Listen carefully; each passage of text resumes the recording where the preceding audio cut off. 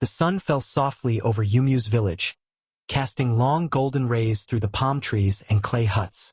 The evening breeze carried the smell of roasted corn and the laughter of children chasing each other through dusty paths. But for Dinma, the world was quiet. Too quiet. She sat beneath the udu tree that marked the center of the village, her chin resting on her palm. The other young women had long since gone home from the stream, their buckets sloshing with water and their lips full of gossip. She remained, lost in thoughts that had only one name, Obi. He wasn't like the others. He had no bicycle, no land, no family wealth. But when he smiled, the world seemed to pause, and when he spoke, even the proudest of women listened. Everyone said she could have any man she wanted. Her beauty was the kind that made mothers pray to birth daughters like her. Smooth caramel skin, eyes like molten honey, and hair that glowed under the sun. But Dinma was not moved by flattery or suitors with full pockets. She was moved by kindness, and Obi had that in abundance. When they first met, it was under unfortunate circumstances. Dinma's late father's farm had been vandalized by boys from the next compound, and Obi had come to help her replant. He worked all day without pay, sweating under the sun, his shirt clinging to his chest. She had brought him water, and as he drank, she noticed the scars on his hands. "You work too hard, Obi," she said softly. "Hard work is all a poor man has," he replied, smiling through the exhaustion. From that day they became inseparable. They met at the stream, at the market, at the moonlight gatherings. The village began to talk. "Dinma, you are too beautiful for that pauper," the women would whisper. Her friend, Ngozi, once teased, "You'll die of hunger if you follow that man."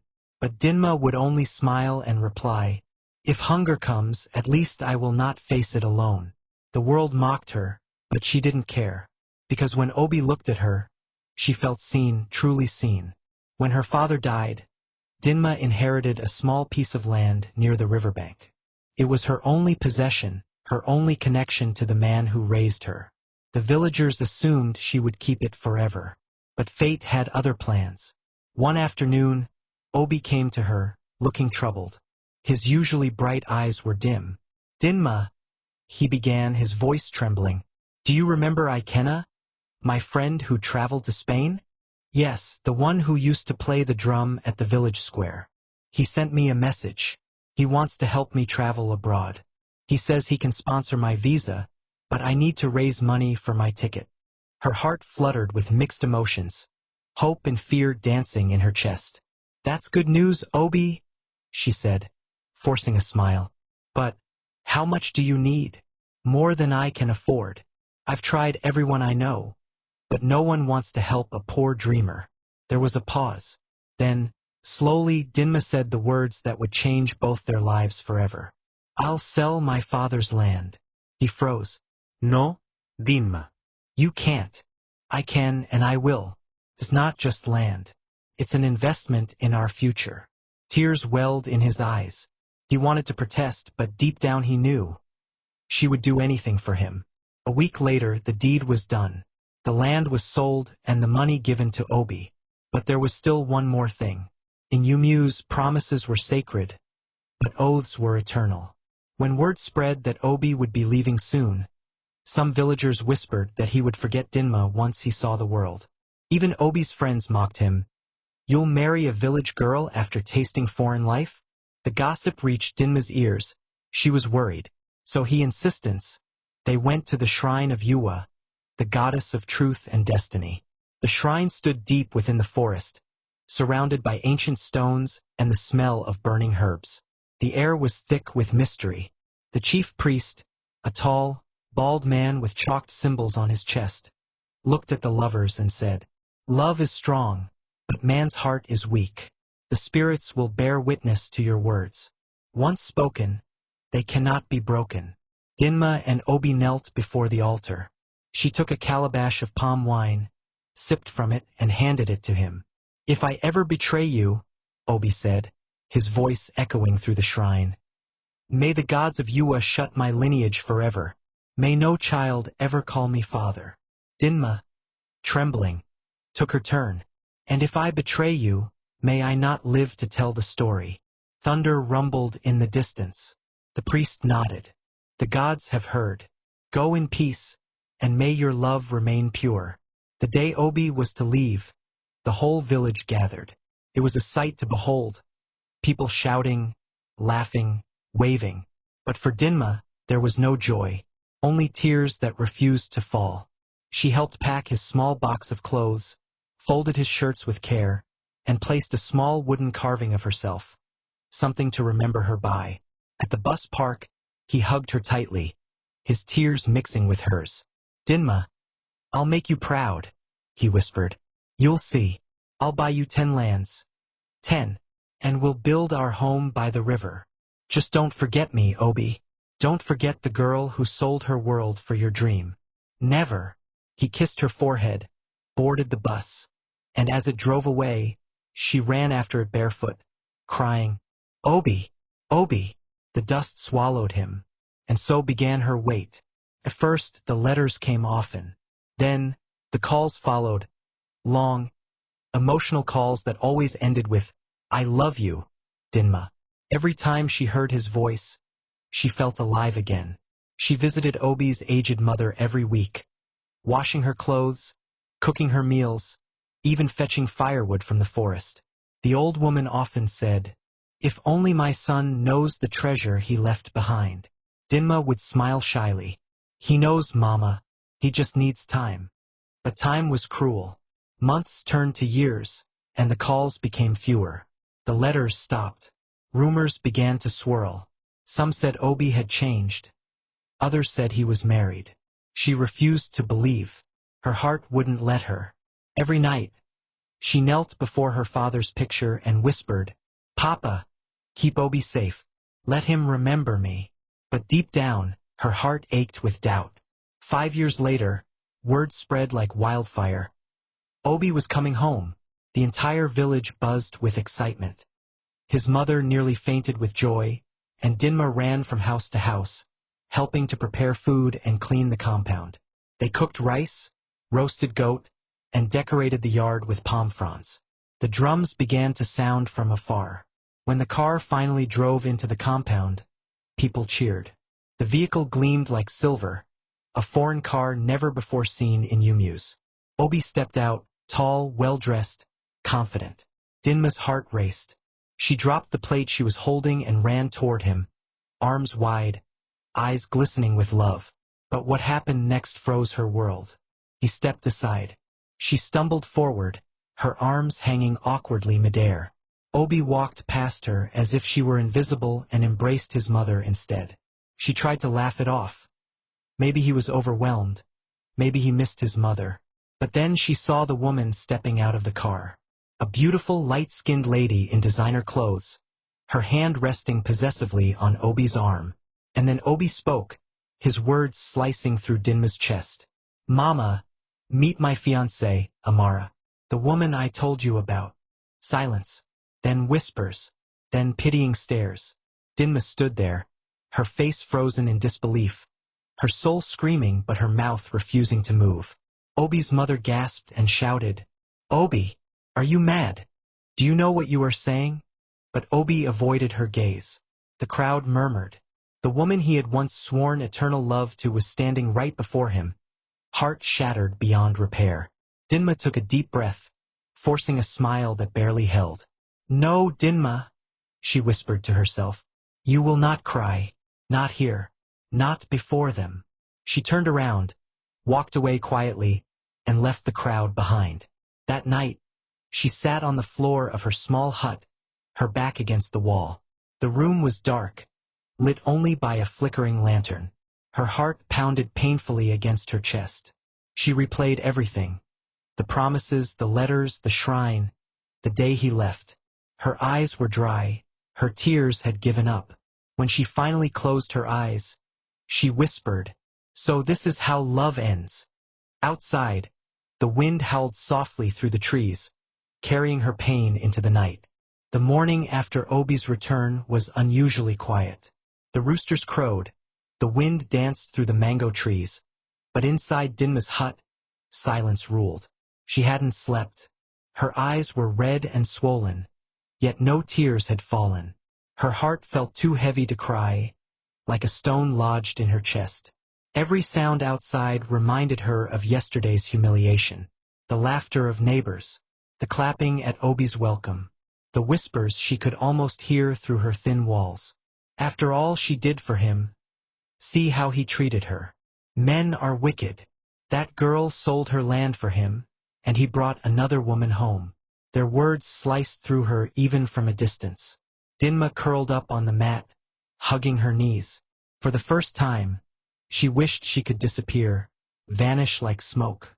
A knock came at her door just as dawn broke. At first, she ignored it, thinking it was one of the gossiping neighbors. But the knock persisted, soft and rhythmic. When she finally peeked through the window, her heart skipped. It was Obi. Her pulse quickened. Maybe, just maybe, he had come to apologize. Maybe he had realized how wrong he'd been. She quickly adjusted her wrapper, wiped her face, and opened the door. He stood there, polished and proud in a crisp white shirt, holding a brown envelope. There was no remorse in his eyes, only a practiced calm. Dinma, he began, his tone detached. I came to see you before leaving. Her heart fluttered with hope. Leaving? So soon? You just arrived. He shifted uneasily. Yes, I'll be going back to Lagos with Amara tomorrow. There's something I came to settle before that. She blinked. Settle? He sighed, opened the envelope and handed it to her. Inside were neatly folded Naira notes, thick bundles. I came to compensate you for your help and your time. You supported me when no one did, and I'll never forget that. This is just my way of saying thank you. For a moment the world stood still.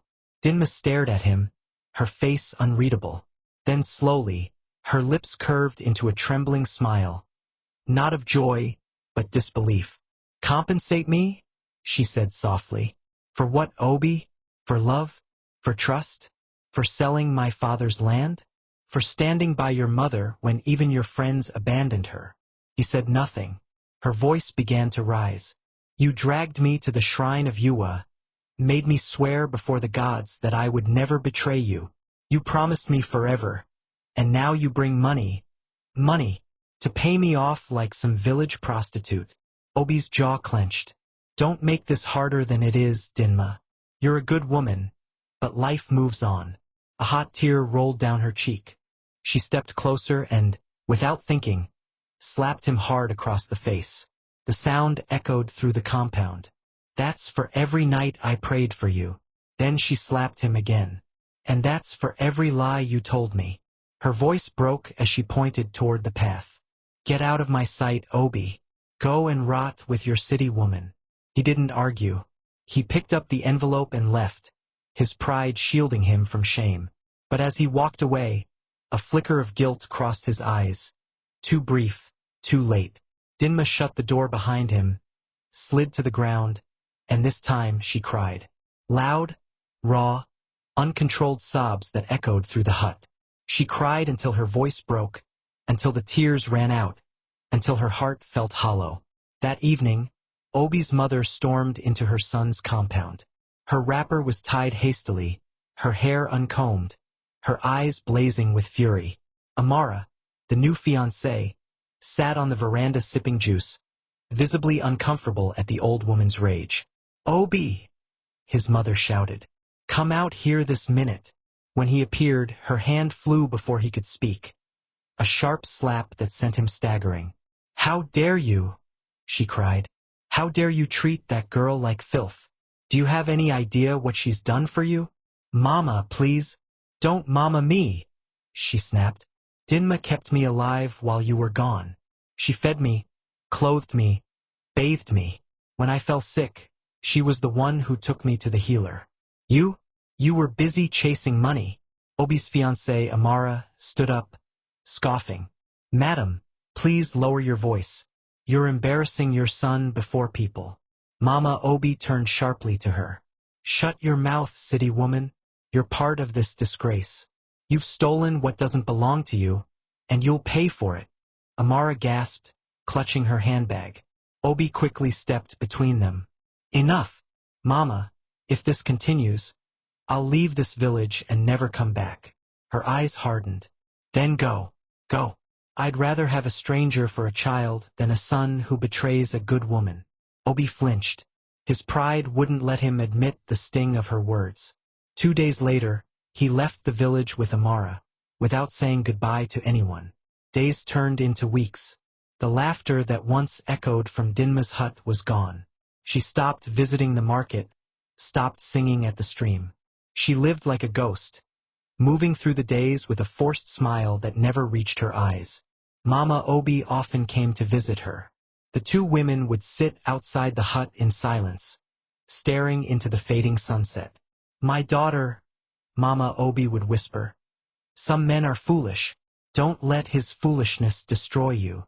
"I'll be fine, Mama," Dinma always replied, though her voice trembled. But she wasn't fine. She began to lose weight. Her skin lost its glow, and her laughter died completely. Nights were the hardest, when memories of Obi flooded her mind. Their walks by the river, his promises, their oath. Sometimes she dreamt of the shrine, the priest's voice echoing, "Once spoken, it cannot be broken." She would wake up drenched in sweat, clutching her chest. 3 months later, fate sent someone new into her path. It was a hot afternoon. The sky was pale blue, the air heavy with the scent of rain. Dinma was returning from the market, balancing a basket of vegetables on her head, when she saw a car stuck in the narrow bush path. A young man stood beside it, looking helpless. He was tall, neatly dressed, with a calm confidence that set him apart from the villagers. His shirt was rolled up, his hands stained with dust. "Good afternoon," Dinma greeted, pausing. "Afternoon," he said, smiling. "I'm trying to find the road to Nwankwo's land. I was told it's near the stream, but I think I missed it." She chuckled softly despite herself. "You definitely missed it. You're 2 paths away." "Ah," he sighed, rubbing his head.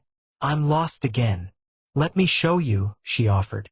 They walked together for nearly 15 minutes, talking casually. His name was Mark, a young businessman from the city who wanted to buy land for a fuel station. He was easy to talk to, gentle, respectful, and surprisingly funny. When they reached the correct path, he turned to her.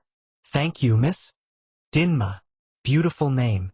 It means good heart, right?" "Yes," she said softly. "But I'm not sure my heart is that good anymore." He smiled kindly. "You'd be surprised. Broken hearts often love the deepest." His words lingered long after he drove away. From that day, Mark kept returning to the village, under one pretext or another. Sometimes he said he came to inspect land documents. Other times he claimed he forgot his way again. But everyone knew he came to see Dinma. First, she avoided him. She had no strength for another heartbreak. She would greet him politely but keep her distance. Yet Mark was patient. He never pushed, never demanded. He simply showed up, bringing fruits, sharing stories, making her laugh. Even the villagers began to notice. "Dinma, that city man likes you, oh," Ngozi teased. "Let him like me." "I don't like anybody," Dinma replied sharply. But Mama Obi saw something different. One afternoon, she called Dinma into her hut. "My daughter," she began gently. "I've seen how that young man looks at you. I've also seen how you try to hide your pain. I know it's not easy, but please try to open your heart again. Not all men are like Obi." Dinma looked away. "Mama, my heart is not ready. It still bleeds when I hear his name." Mama Obi touched her hand. "Then let someone help you heal the wound. Don't let your pain bury your joy." The wind over Amuri carried whispers that night, soft, sorrowful, like the breath of forgotten spirits. In a quiet city miles away, Obi jolted awake from yet another nightmare.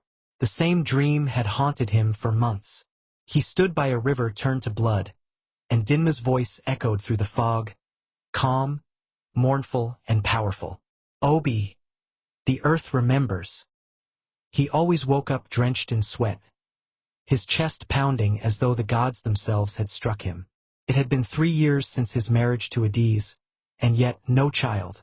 The doctors abroad found nothing wrong. They called it unexplained infertility. But Obi knew. Deep down, he knew. The oath he had sworn under the silk cotton tree, the oath he'd mocked, had not been forgotten. Each night, his dreams grew clearer. Each morning, Adi's face paled more. She had once been vibrant, full of laughter and grace, but now she woke screaming, clutching her womb as though something crawled within. One night, as rain poured against their windows, Adiz cried out, "Obi, your shadow follows me. Who is this woman who calls your name in my sleep?" Obi could not answer. He only fell to his knees, trembling. "Ani, forgive me, please." But forgiveness is not freely given when oaths are broken before gods that never sleep. His businesses collapsed one by one. His home was seized. Friends abandoned him. In despair, he sold what little he had left and returned to Nigeria. Not to boast, but to beg for mercy. Amuri had changed. Electric poles stood where palm trees once swayed. Motorcycles now hummed through the dusty paths. But the river still sang the same tune, and the shrine of Ani still stood, old, unyielding, and alive. Obi went there barefoot, carrying a white cock and a calabash of palm wine. The old priest, Matsi Eek, was gone, buried 2 rains ago. A younger priest, Nyameka, now tended the shrine. Obi fell to his knees before the deity. "I broke my oath," he confessed, tears streaming. "I betrayed Dinma, the woman I swore to love. Take my life, but free my wife from this torment." The priest looked at him, pity in his eyes. "The gods do not need your death, Obi. They need your truth. Until the wronged heart forgives, the earth will not heal." Obi's voice cracked. "Then I must find Dinma." Meanwhile, Dinma had built a new life. She now lived in Enugu, working as a doctor. Compassionate, calm, her voice carrying quiet wisdom. She had married Mark, the gentle teacher who had once seen beyond her pain. Together they ran a small community clinic, serving those forgotten by the city's wealth. Yet sometimes, at night, she would feel the earth tremble softly beneath her window. It was as if the soil itself sighed, a reminder that peace does not always come without reckoning. One fateful morning, she arrived at the hospital to find her assistant waiting nervously. "Dr. Dinma, there's an emergency case," the nurse said. "Accident victim from the expressway. He's in critical condition." Dinma rushed in and froze. On the bed lay Obi, pale, broken, yet unmistakably him. Time folded in on itself. Her heart clenched, not in love, but in memory. "Prepare the oxygen," she said quietly, regaining her composure. "We'll save him." Broken heart between life and guilt. For days, Obi drifted between life and death. Dinma stayed professional, her face a mask of calm, but her soul trembled each time she saw him wince. One evening, he opened his eyes. "Dinma," his voice was weak. "Ani brought me back to you." She stood still, her stethoscope glinting in the low light. "You need to rest, Obi." "No," he whispered, tears pooling. "I broke us. I mocked the gods, and they mocked me in return. My wife cannot conceive. My life is ashes. Forgive me, Dinma. Please, let the earth rest. Please, what about my mother? I owe her an apology." Dinma's breath hitched. For years she had imagined this moment. His repentance, her vindication. But now it only felt heavy. She looked at him, eyes glistening. "Obi, you did not just break my heart. You broke a vow that was sacred.